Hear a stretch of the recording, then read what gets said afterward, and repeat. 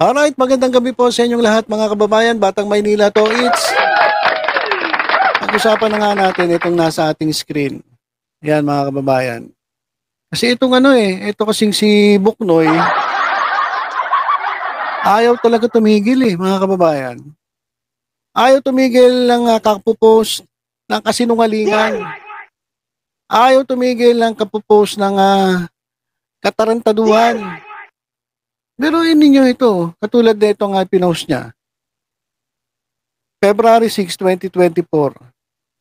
Noontime TV ratings. Ang nangunguna raw dito sa sinasabi niyang kantar, itong tahanang pinakamasaya na mayroong 15.9%. At ang pumangalawa daw ay itong It's Showtime na may 11.7%. At ang pinakakulelat ay itong Itbulaga ng TV5 RPTV na may 0.6%. Grabe, 0.6%. Tapos yung tahanang pinakamasaya, 15.9%. Hindi ba katarantaduhan niya? Grabe namang grabe namang lantarang panloloko na to. Sinabi ka naman, Buknoy. Walang hiya naman. Ikaw lang nga nagsasabi na number 1 ang tahanang pinakamasaya eh.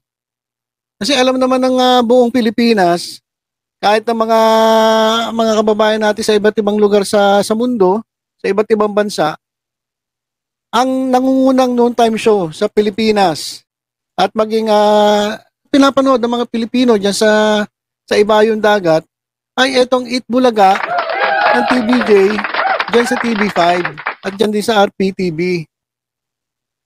So Itbulaga ang number 1, ito nga katatapos lang itong huli lang nakatanggap sila ng Best Noontime Show Award. Oh. Tapos nung nakaraang linggo lang nakatanggap itong TVJ ng award. So ngayon, paano mo masasabi na itong tahanang pinakamasaya ang number 1? Lagi nga itong kulelat sa totoong TV ratings. Sabi nga dun sa balita nung isang kapamilya hindi na raw pinag-uusapan na itong tahanang pinakamasaya kasi wala na kumbaga wala na sa sirkulasyon Wala na, hindi mo na dapat pansinin kasi ang naglalaban ngayon sa noontime ay itong Itbulaga at itong It's Showtime. Actually, lumalakas nga ang It's Showtime ngayon kaya maganda labanan ngayon ng Itbulaga at It's Showtime. Tapos biglang maglalabas itong Tulonggis na ito. Na nanggugulo, pinagugulo yung isip ng tao na ito raw tahanang pinakamasaya ang pinaka number 1. Kasi grabe, 15.9%. Mas mataas pa sa Batang Quiapo Anak ng toko talaga to si Buknoy Kaya alam niyo, bilib ako rito sa Tulonggis na to. Siya lang talaga nagbabalita na ito. Ito siguro yung inassign sa kanya nung kanya mga bossing. Mag-invento ka ng ratings, mag-post ka ng mag-post. Lokohin mo na pati followers mo. Basta importante maglabas ng rating sa number 1 tayo. Kahit alam naman ng mga tao, nawala na sila sa sa laban. 11 buwan na nga lang sila mawawala na sila sa Earth Sabi nga nung wag naman sa Earth, sa universe na lang. Baka nga hindi na ma-renew Di ba baka hindi na kayo ma-renew itong Tape Incorporated dyan sa GMA kasi sa totoo lang, ang ratings nyo kasi pabulusok Kaya itong kantarantaduhan ni Buknoy, ewan ko saan to na kumukuha ng lakas ng loob na mag-post na ganito. Tapos, hindi naman yung nilalagyan ng comment. Yan mga kababayan, tingnan ninyo. Wala namang comment. Wala namang comment. Ayan Ibig sabihin, hindi ka pwede mag-comment, di mo pwede sabihin na sinungaling tong Tulonggis na to na kantarantaduhan yung kanyang pinagpo-post. Kumbaga talagang talagang trabaho lang niya. Basta makapag-post lang siya, siguro ito yung pina-inassign sa kanya at baka ito yung kanyang trabaho, eh hanggang ito ginagawa. Di ba? Tingnan mo, wala man lang comment section, no? Hindi ka man lang makapag-comment. Kasi alam niya, niloloko niya sarili niya. Merong nag-comment dito, malamang admin din ito. Na alam niya, niloloko niya rin kanyang sarili. Sabi yun, no, sadyang di na mapapantayan. Di din maaabutan. Kami sa Tahanang Masaya, number 1 sa ratings. Kung may respeto ka sa sarili mo, aanin mo din yan sa iba, lalo na kung nasa tahanang pinakamasaya ka. Oh, God bless po. Hindi daw mapapantayan. Hindi daw maaabutan. Ano ba naman yan? Baklay. Nakakatawa tong mga tulongges na to. Lalong-lalo na to si Buknoy. Kasi muno eh. Ayun na, meron ka nabubudol. Merong isang nag-comment. Oh, admin mo yan eh. Pina-comment mo yung admin mo eh. Magkano ba porsyento niya? Ito pa. Inilabas nila yan na February 6, Tuesday. Ito. Pero to, naglabas siya February 6, Tuesday din. Ay, nako. Ito, ano ba to? Ano yung una niya nilabas? National Urban Rural Overnight Real Time. Ito. Real Time Overnight National Urban. Binaliktad niya lang. National Urban Overnight Real Time. Ito naman, National Urban Rural Overnight Noon Time. So, ano raw to? Ito urban, ito naman rural. So, pinaghiwalay pa niya. Pinaghiwalay niya para maraming ratings.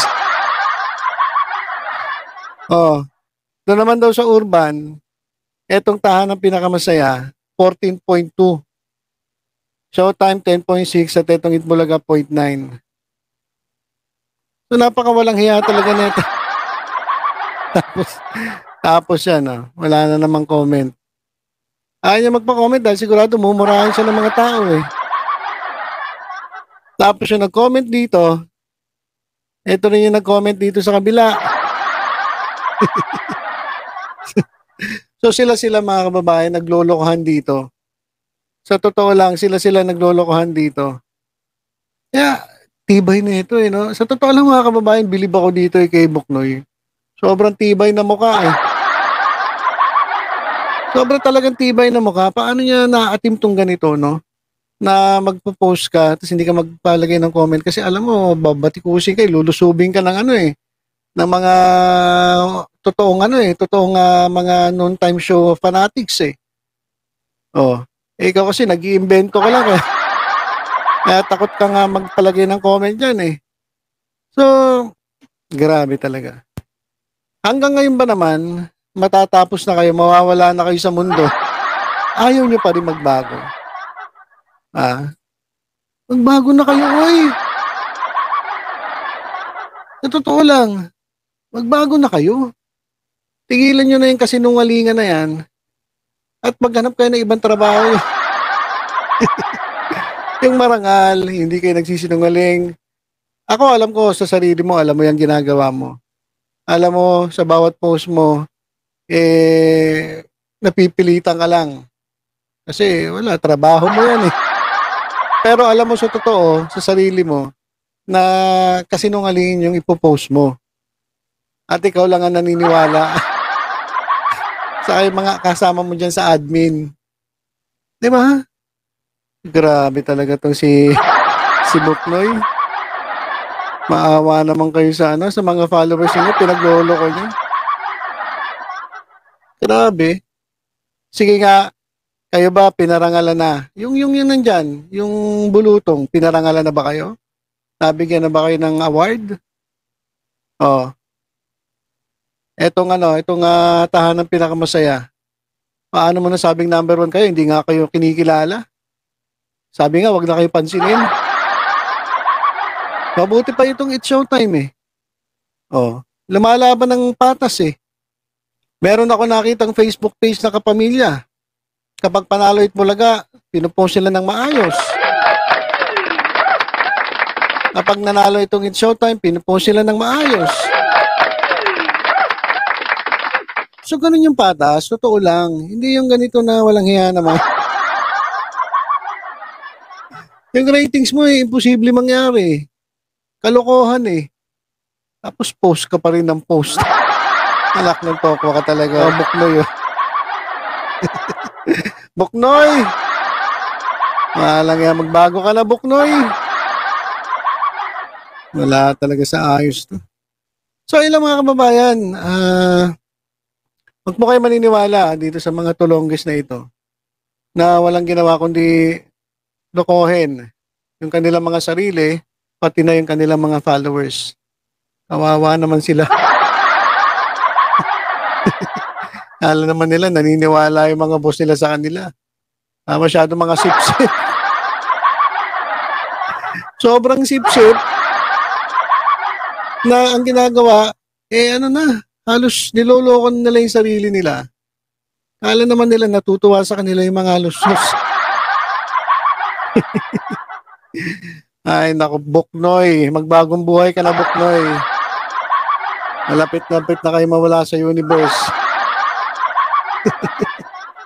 So, ayun lang, mga kababayan. Patuloy lang tayong tumutok sa the longest running noontime show. Ang award-winning noontime show, mga kababayan. Itbulaga ng TVJ dyan sa TV5. Ingat po tayong lahat. God bless.